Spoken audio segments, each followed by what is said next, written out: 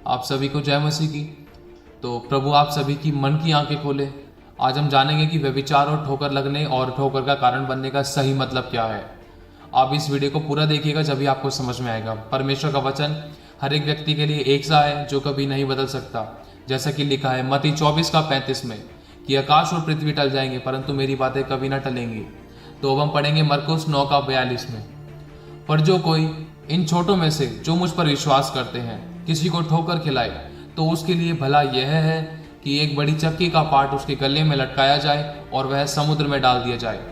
तो इसका सही मतलब है कि जो कोई भी प्रभु यीशु मसीह पर विश्वास करते हैं वे सभी छोटे बड़े और धनी कंगाल स्वतंत्र दास वे सभी यदि किसी के ठोकर का कारण बने या फिर ठोकर खिलाएं तो वचन कहता है उनके लिए भला यह है कि एक बड़ी चक्की का पाट उनके गले में लटकाया जाए और वह समुद्र में डाल दिया जाए। मतलब तड़प तड़प कर मृत्यु होना। अब इस वचन की गहराई क्या है और आप इस पाप और मृत्यु से कैसे बच सकते हैं। तो पहले हम सबसे पहले वचन पढ़ते हैं मरकुस 9:43 से लेकर 49 तक। यदि तेरा हाथ तुझे ठोकर खिलाए तो उसे काट डाल। टूंडा होकर जीवन में प्रवेश करना तेरे लिए इससे भला है कि 2 हाथ रहते हुए नरक के बीच उस आग में डाला जाए जो कभी बुझने की नहीं, जहाँ उनका कीड़ा कभी नहीं मरता और आग नहीं बुझती। और यदि तेरा पाँव तुझे ठोकर खिलाए तो उसे काट डाल। लंगड़ा होकर जीवन में प्रवेश करना तेरे लिए इससे भला है कि 2 पाँव रहते हुए नरक में डाला जाए। और यदि तेरी आंख तुझे ठोकर खिलाए तो उसे निकाल डाल। काना होकर परमेश्वर के राज्य में प्रवेश करना तेरे लिए इससे भला है कि 2 आंख रहते हुए तू नरक में डाला जाए, जहाँ उनका कीड़ा कभी नहीं मरता और आग नहीं बुझती, क्योंकि हर एक जन आग से नमकीन किया जाएगा। मैं फिर से कह देता हूँ कि यह वचन हर एक व्यक्ति के लिए है, चाहे वह मसीह पर विश्वास करने वाला हो या फिर कोई अन्य जाति हो। तो अब आपको एक उदाहरण देते हैं। कोई भी मसीह लड़की अगर किसी भी प्रकार के छोटे छोटे कपड़े पहने जिसमें कि उसका जिस्म दिखाई देता है पहने और प्रभु यीशु मसीह की संगति में आए या फिर चर्च में आराधना करती है या फिर बाहर कहीं घूमने जाती है या फिर ऐसे कपड़े अपने रोज़मर्रा के कामों में पहनती है, यदि उस लड़की के नंगे शरीर पर किसी भी परमेश्वर के दास या फिर किसी भी मसीह विश्वासी लड़के या कोई भी अन्य जाति की लड़के की नज़र पड़ जाती है या कोई अन्य जाति लड़का नज़र डाल लेता है तो उस लड़के को व्यभिचार और गंदी अश्लील विचारों से कोई नहीं बचा सकता और ना ही उसे कोई ठोकर खाने से बचा सकता है। जो उसने देखा है उसके विषय में वो प्रैक्टिकल कहीं एकांत में या फिर किसी का रेप करके ही वह लड़का अपने आप को संतुष्ट कर देता है। और वचन कहता है कि प्रकाशित वाक्य 21:8 में पर डरपोकों और अविश्वासियों और घिनौनों और हत्यारों और व्यभिचारियों और टोनों और मूर्ति पूजकों और सब झूठों का भाग उस झील में मिलेगा जो आग और गंधक से जलती रहती है। यह दूसरी मृत्यु है और फिर उसे नरक से कोई नहीं बचा सकता। अब इस विषय में लड़की इसमें लड़के के जाने जाने में ठोकर का कारण बन गई और वचन कहता है कि हाय उस पर जिसके कारण ठोकर लगती है। वचन कहता है उस पर परमेश्वर की हाय आती है। और रही बात उस लड़के की, वो लड़का चाहकर भी अपने मन में से उस अश्लील चित्र को कभी नहीं निकाल सकता। परमेश्वर की उपस्थिति में भी बैठे तो भी वो गंदे और नंगे विचार उसका पीछा नहीं छोड़ सकते। यदि आपको ये गलत लगता है तो एक बार आप कोई भी फिल्म खुद याद करो तो सबसे पहले आपको फिल्म और गाने का गंदा चित्र ही दिखाई देगा और सबसे पहले वो गंदा चित्र ही याद आएगा, चाहे वो आपने बचपन में देखा हो या फिर आज। मैं एक वचन पढ़ना चाहूँगा आप सभी के लिए, 2 तीमुथियुस 3:1 से लेकर 5 तक। यह जान रख कि अंतिम दिनों में कठिन समय आएंगे, क्योंकि मनुष्य अपस्वार्थी, लोभी, डींगमार, अभिमानी, निंदक, माता पिता की आज्ञा टालने वाले, कृतघ्न, अपवित्र, दया रहित, क्षमा रहित, दोष लगाने वाले, असंयमी, ठोकर, कठोर, भले के बैरी और विश्वासघाती, ढीठ और घमंडी और परमेश्वर के नहीं वरन सुख विलास ही को चाहने वाले होंगे। वे भक्ति का भेष तो धरेंगे पर उसकी शक्ति को ना मानेंगे। ऐसों से परे रहना। अब आप इसकी गहराई को जान ही गए होंगे कि बस इतना कहूँगा, सो की एक बात। इन सब बातों का सही मतलब है मनुष्य क्या चाहता है, परमेश्वर को अपने अनुसार चलाना और अपनी शारीरिक अभिलाषा को पूरा करना चाहता है, चाहे वो किसी भी प्रकार की हो। कभी भी कोई रोक टोक करने वाला ना हो उनको। और स्वर्ग भी जाना चाहते हैं वो लोग जो भक्ति का बेस तो लेंगे लेकिन परमेश्वर की सामर्थ को ना मानेंगे। और जैसे भेड़ के रूप में भेड़िया होता है, बाहर से एक भोला सा मसीह लेकिन अंदर से फाड़ने वाला भेड़िया। तो वचन कहता है गलातियों 5 में, जो परमेश्वर की आत्मा के चलाए चलते हैं वो ही परमेश्वर के बेटा और बेटी होंगे और स्वर्ग का राज्य उन्हीं का है। तो हम इस बारे में और वचन से पढ़ेंगे। दूसरा तीमुथियुस 4 का 2 से लेकर 5 तक कि तू वचन का प्रचार कर, समय और असमय तैयार रहे, सब प्रकार की सहनशीलता और शिक्षा के साथ उलाहना दे और डांट और समझा। तो मैं विश्वास करता हूं कि आप सबको समझाना बुरा नहीं लग रहा होगा।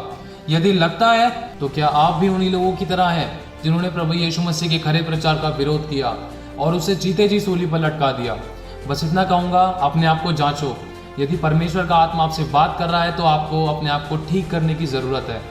तो हम वचन से पढ़ेंगे, क्योंकि ऐसा समय आएगा कि लोग खरा उपदेश ना सह सकेंगे, पर कानों की खुजली के कारण अपनी अभिलाषाओं के अनुसार अपने लिए बहुतेरे उपदेशक बटोर लेंगे और अपने कान सत्य से फेर कर कथा कहानियों पर लगाएंगे।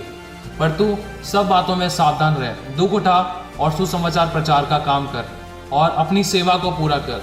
इसका मतलब है कि जो परमेश्वर का दास आपको आपकी गलती और आपकी गलती की सजा वचन के अनुसार आपके सामने पेश करता है और इसका परिणाम और दुष्परिणाम आपको सुनाता है, जिससे कि आप अपनी अच्छाई और बुराई के विषय में सुनकर अपनी गलतियों को जानकर ठीक करें और परमेश्वर के वचन से अपने आप को जांचें और सही चाल चले, तो वो ही प्रचारक उस व्यक्ति की नज़र में बुरा बन जाता है और वो व्यक्ति उस प्रचारक की बुराई करता है, या तो फिर चर्च छोड़ने की बातें करता है या फिर कलीसिया बदल देता है। और वह व्यक्ति, चाहे वो लड़की हो या लड़का, अपने लिए एक ऐसा चर्च ढूंढते हैं जहां उनको कोई भी उनकी अभिलाषा और उनकी इच्छा के विरोध में नहीं बोलने वाला हो, या तो फिर चर्च ही छोड़ देते हैं। बस इतना कहूँगा, वचन कहता है नीति वचन का 10 का 17 में, जो शिक्षा पर चलता है वह जीवन का मार्ग पर है, परंतु जो डांट से मुंह मोड़ता है वह भटक जाता है। और नीति वचन 6 का 23 में लिखा है, आज्ञा तो दीपक है और शिक्षा ज्योति, और सिखाने वाले की डांट जीवन का मार्ग है। और वचन कहता है, यदि तेरा हाथ और तेरी टांग तुझे ठोकर खिलाए तो उसे काट कर फेंक दे, कि तू टूंडा होकर जीवन में प्रवेश कर ले, यही तेरे लिए भला है। कहीं तू दोनों हाथ पांव के रहते हुए नरक में ना डाला जाए। तो इसका मतलब है कि हाथ आपके लिए किए गए कामों को प्रकट करता है और पांव आपके चाल चलन को प्रकट करता है। और ये वचन आपके आत्मिक और शारीरिक जीवन के ऊपर आधारित है।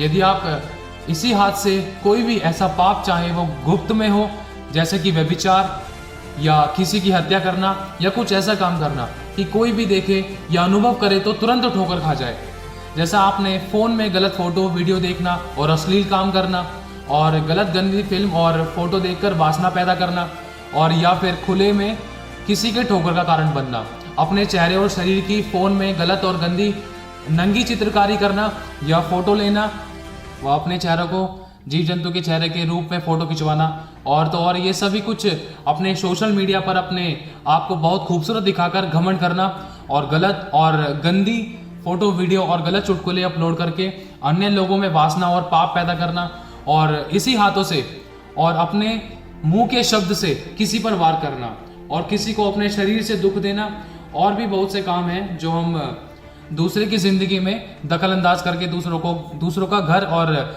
जीवन खराब करते हैं और एक अच्छे भले इंसान को पाप में बड़े आसानी से डाल देते हैं। बस एक बात और पूछूंगा कि आपने अपने जीवन से क्या इस मोबाइल को क्या सिर्फ 3 दिन के लिए अपने से दूर रखने की कोशिश करी है? क्या आपने आपको इस मोबाइल से सिर्फ 3 दिन के लिए भी दूर करा है?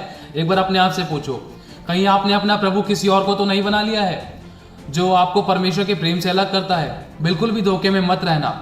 अब इसका परिणाम क्या है तो अब हम वचन से जानेंगे। जैसा कि लिखा है मत्ती 13 का 41 से लेकर 43 में, मनुष्य का पुत्र अपने स्वर्गदूतों को भेजेगा और वे उसके राज्य में से सब ठोकर के कारण को और कुकर्म करने वालों को इकट्ठा करेंगे और उन्हें आग के कुंड में डालेंगे, वहां रोना और दांतों का पीसना होगा। उस समय धर्मी अपने पिता के राज्य में सूर्य की नाई चमकेंगे, जिसके कान हो वह सुन ले। अब इसमें 2 स्टार दे रखे हैं, तो हम आगे पढ़ेंगे मत्ती 8 का 12 में, परंतु राज्य के संतान बाहर अंधेरे में डाल दिए जाएंगे, वहां रोना और दांतों का पीसना होगा। और लिखा है मत्ती 7 का 22 से लेकर 25 तक कि उस दिन बहुतेरे मुझसे कहेंगे कि हे प्रभु, क्या हमने तेरे नाम से भविष्यवाणी नहीं की और तेरे नाम से दुष्ट आत्माओं को नहीं निकाला और तेरे नाम से बहुत अच्छे काम नहीं किए? तब मैं उनसे खुलकर कह दूंगा कि मैंने तुमको कभी नहीं जाना। हे कुकर्म करने वालों, मेरे पास से चले जाओ। इसीलिए जो कोई मेरी यह बातें सुनकर उन्हें मानता है और वह उस बुद्धिमान मनुष्य की नाई ठहरेगा जिसने अपना घर चट्टान पर बनाया और मेघ बरसा और बाढ़ें आई और आंधियां चली और उस घर पर टक्करें लगी परंतु वह नहीं गिरा, क्योंकि उसकी नींव चट्टान पर डाली गई थी। और जैसा कि वचन कहता है पहला कुरिन्थियों 3:13 से लेकर 15 तक, तो हर एक का काम प्रकट हो जाएगा, क्योंकि वह दिन उसे बताएगा, इसलिए कि आग के साथ प्रकट होगा, और वह आग हर एक का काम परखेगी कि कैसे है। जिसका काम उस पर बना हुआ स्थिर रहेगा वह मजदूरी पाएगा, और यदि किसी का काम जल जाएगा तो हानि उठाएगा, पर वह आप बच जाएगा परंतु जलते जलते।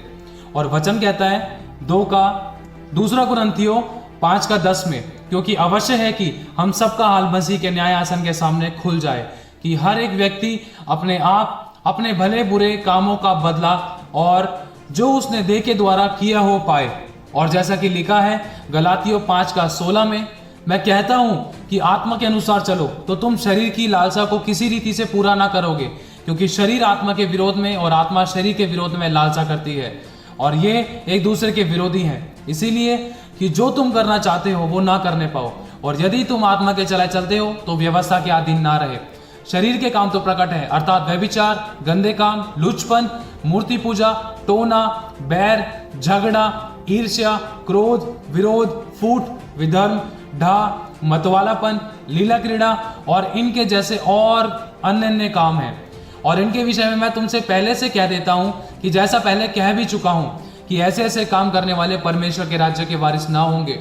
और अब आप जान ही गए होंगे कि ठोकर का कारण बनना और व्यभिचार करना कितना भयानक है। और एक बात और कहना चाहूंगा, जीवदेह परमेश्वर के हाथों में पड़ना बहुत भयानक बात है। तो आप सभी पवित्र आत्मा की सहायता मांगे इन सभी अभिलाषों पर जय पाने के लिए, और अपने मोबाइल को सिर्फ अपनी ज़रूरत के लिए ही इस्तेमाल करें, इसे अपनी जीवन जीने की ज़रूरत ना बनाएं। इससे हटकर परमेश्वर को अलग समय ज़रूर दें, जिसमें सिर्फ आप और प्रभु और कुछ मांगने की इच्छा ना करें, बस अपने आप को समर्पित करें। वो आपको नया बनाएगा, क्योंकि उसने मुझे भी नया बनाया है। और आप सभी से विनती है कि इस वीडियो को अपने दोस्तों को और अपने किसी भी ग्रुप में ज़रूर शेयर करें। क्या पता किसी का जीवन बदल जाए और आप किसी के लिए आशीष और उद्धार का कारण बन जाए, क्योंकि दूसरों की खेती सींचोगे तो तुम्हारी खेती सींची जाएगी। यदि आपने इस चैनल को सब्सक्राइब नहीं किया है तो ज़रूर करें, ताकि भविष्य में परमेश्वर के वचन और बड़े बड़े भेद आपको भविष्य में प्राप्त हो सके। तो सारी महिमा पिता को मिले। तो प्रभु आप सभी को बहुत आशीष देता रहे। आप सभी को जय मसीह की।